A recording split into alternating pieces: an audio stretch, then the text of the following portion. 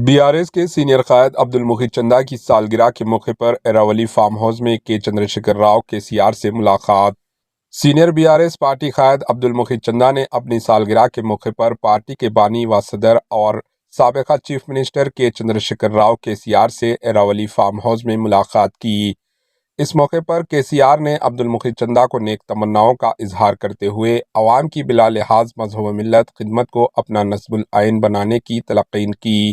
انہوں نے کہا کہ عوامی مسائل کی یکسوئی اور عوام کو BRS پارٹی کے سنہرے دور سے روشناس کروانے کے لیے عوام کے درمیان شامل رہنا ضروری کہا۔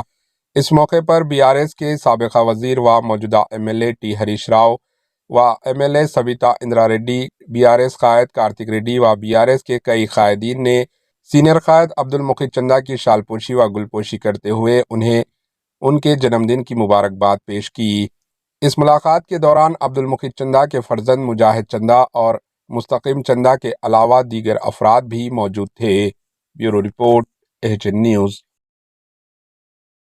ہمارے AHN نیوز کو سبسکرائب کریے تاکہ آپ کو نوٹیفیکیشنز آتے رہے وقت پر۔